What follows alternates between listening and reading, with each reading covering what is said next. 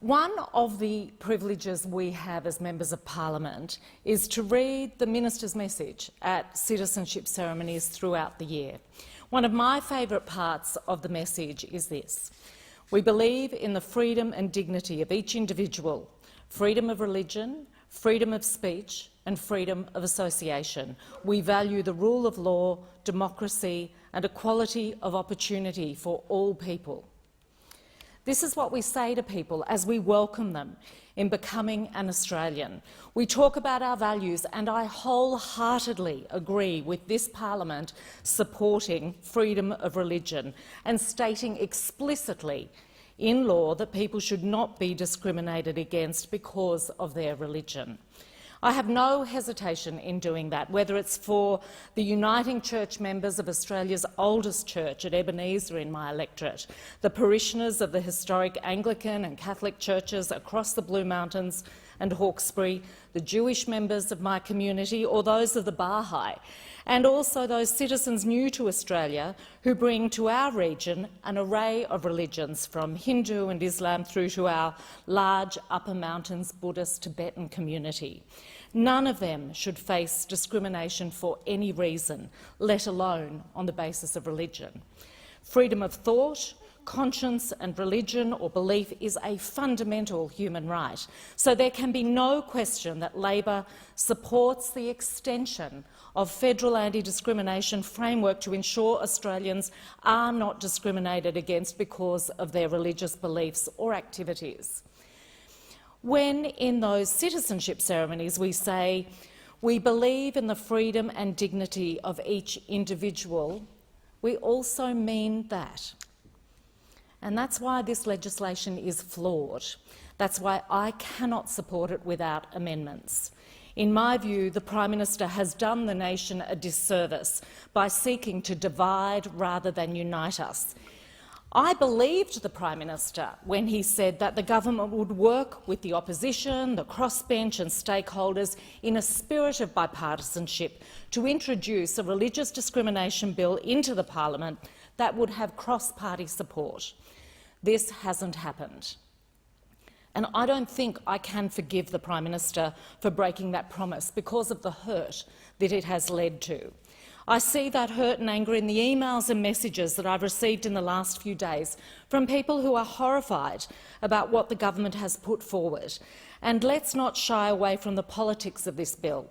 The Prime Minister has rushed this through in the dying days of this term of parliament to create a wedge, to deliberately weaponise and create division. I think people can see that. On this side, we will do all we can to try and turn a divisive and damaging piece of law into something that represents progress in reducing discrimination and increasing protections. And we encourage government members to support the series of amendments that Labor will pursue. I've listened to more than a dozen speeches on our side of the House, and we make the point time and time again that we do not support this bill. The way it is written, this legislation offers protections to one group but removes protections for others. We surely should be able to do both things of enhancing protections against discrimination without enhancing discrimination against others.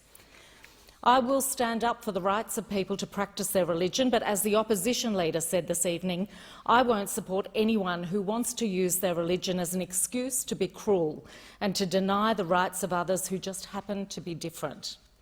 I do note that the Leader of the Opposition earlier this evening did reach out a hand across the parliament to the Prime Minister, asking to work together to make sure we protect the freedoms of people of faith without hurting another group of vulnerable people.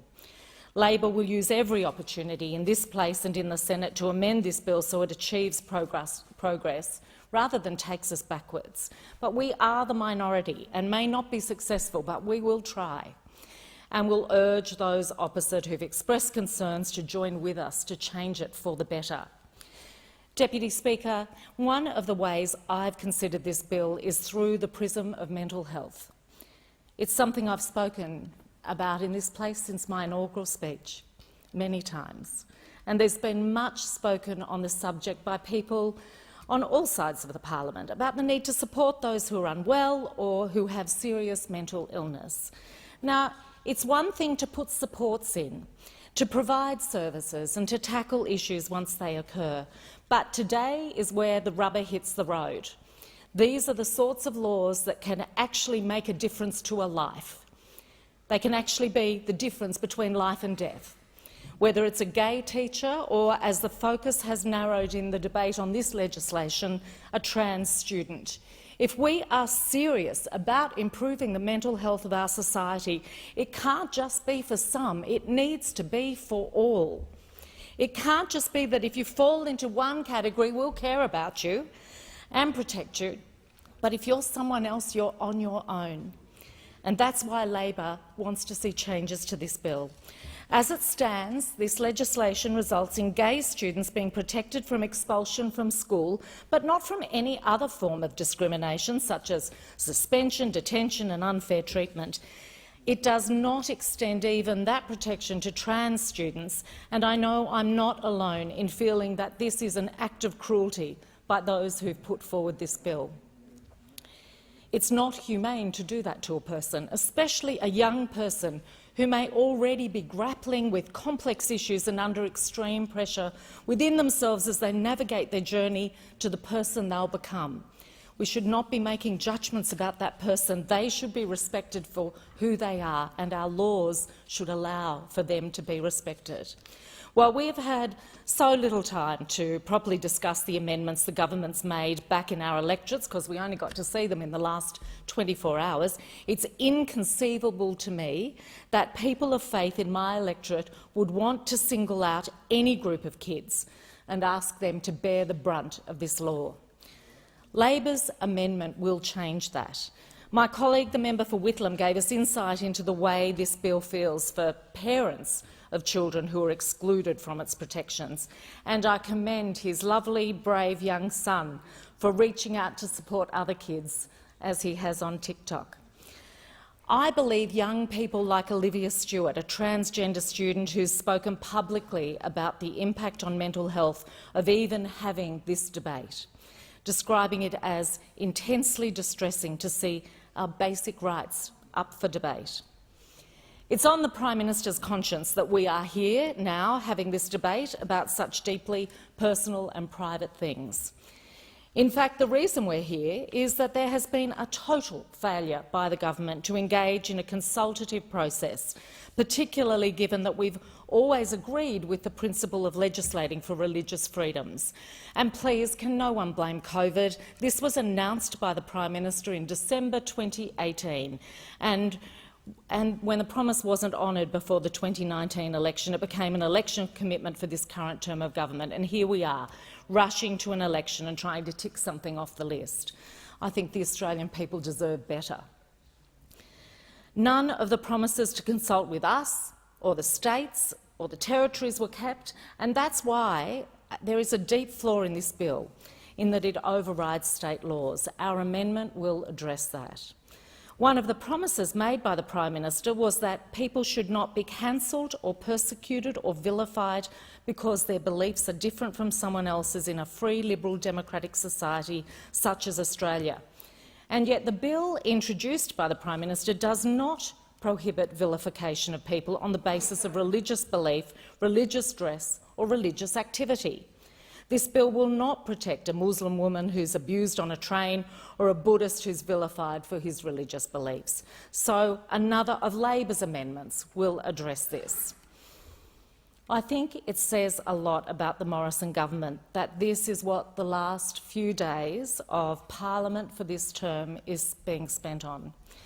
Us trying to minimise the damage that the government is knowingly and willfully doing. If we get our way, if Labor gets its way, we will have legislation that prohibits vilification, that prevents discrimination against children on the grounds of sexuality and gender identity, that makes it clear that in-home aged care service providers and disability services can't discriminate on the basis of religion as they provide services, and we'll have a law that makes it clear that the statement of belief provision does not remove or diminish any existing protections against discrimination. We will have that plus the protection from discrimination that people of faith deserve. And it's not too late for the Prime Minister to change this debate from disunity to unity. It's a chance to show leadership and to bring Australians together. If the Morrison government doesn't get this right, then Labor will take on that challenge and we will do it in an Albanese Labor government.